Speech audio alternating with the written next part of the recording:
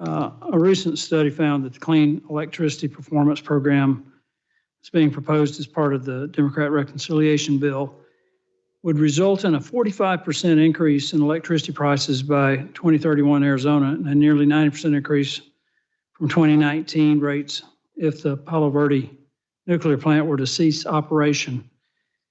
This level of rate hike would have low-income and fixed-income seniors struggling to pay their bills to keep the houses warm in the winter.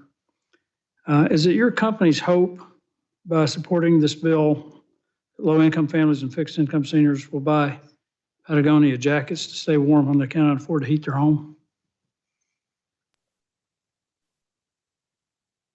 Thank you, Congressman. Look, at the end of the day, we are concerned about the economy and we are concerned about the planet. And the oil and gas markets are volatile by nature, and as are their prices. And we think one way to avoid this volatility is to expedite the transition to clean energy, which we think is wind and solar, and to protect our public lands and to cultivate these natural climate solutions. Would you like to see the transition to renewable energy similar to what they've done in the UK or Europe? Our interest here is in clean water and clean air and a healthy planet. No, if you're really interested in it, then you've kept up with what's going on around the world. Do you recommend that we transition to renewable energy like they have in Europe and particularly in the United Kingdom? It's a simple yes or no, or either you don't know. Look, I think the United States has an opportunity to be a leader. Now, let me tell you, you've been coached to filibuster the answer, and I'll just tell you, if we transition to renewables the way the UK has, last winter they had 3,000 people die because they couldn't afford to keep their homes warm enough. And that's where we'd head with this. We're already talking about a 40% increase in household utility costs just in the United States. And that's going to be particularly problematic, Mr. Menendez, in certain parts of the country. I'd like for you to comment on that. Do you think we should transition like the UK and Europe has? Well, just from the energy point of view, I mean, just what happened, last month, right? So the UK has embraced wind. They get 25% of their energy from wind. It's a great thing.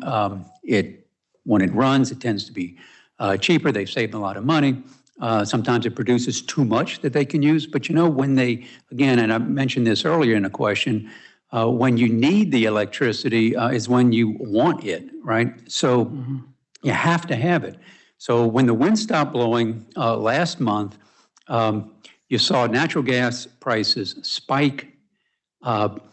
They had to import natural gas from Russia and the United States, so that was a good thing.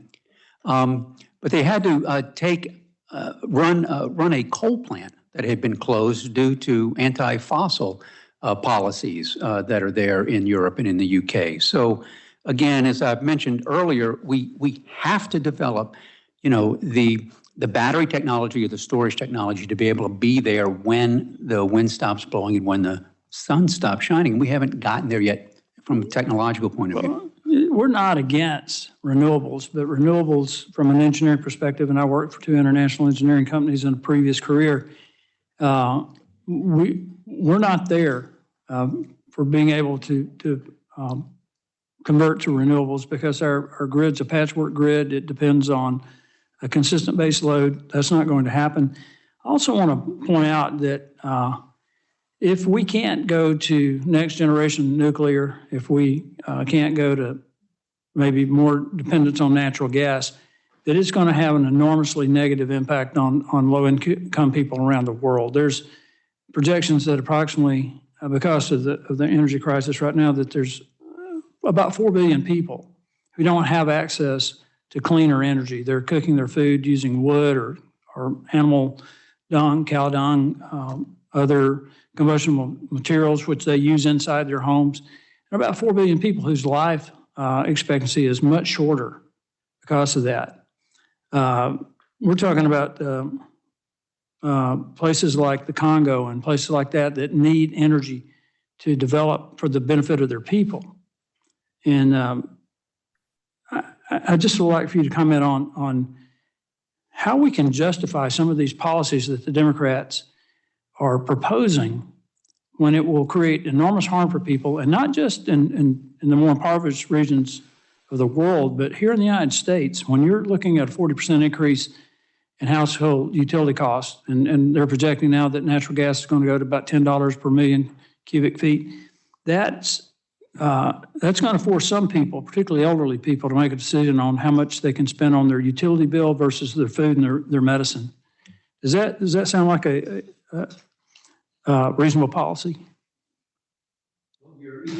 Excuse me. Even the CRS has identified that ultimately, it is the electric consumer that bears the cost of policy changes in Congress. And with regard to the SEP, they said we really don't know what the outcome is going to be. With respect to the rest of the world, pulling people out of poverty, electricity pulls people out of poverty.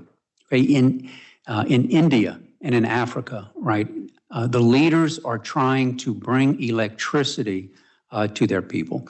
And it is the United States technology, typically, which we export to them. And with our policies, we help to put that technology in place. Technology is not limited to the solar or wind, certainly includes all that. But we're trying to also figure out ways to where we can, bring small modular reactors, for example, give them an opportunity, to do that, and use the U.S. technology. So with the SEP and other policies, it seems like Congress is picking winners and losers. And we haven't even talked about the clean coal technologies that are in existence here. We still have an abundance of coal. We can we can develop and put clean coal technologies on this, and we can export that technology to the countries that rely mostly on coal. When you look at the International Energy Agency's projections, in those developing countries, coal is going to increase. Well, so we have to give them options, because they will not want to turn away from coal because they want to bring electricity to their people. When you talk about picking winners and losers, I think most of us understand that in the context of favoring certain industries over others. But I will tell you right now, with the legislation that's before us, the losers are going to be low-income Americans, elderly Americans, people who, like I said, are going to be making some really tough decisions this winter about how much they can afford to pay for utility bills versus food and medicine. With that, the time has expired. Without objection, all members will have 10 business days within which to submit additional written questions for the witnesses. I ask our witnesses to please respond as promptly as you are able. This hearing is adjourned.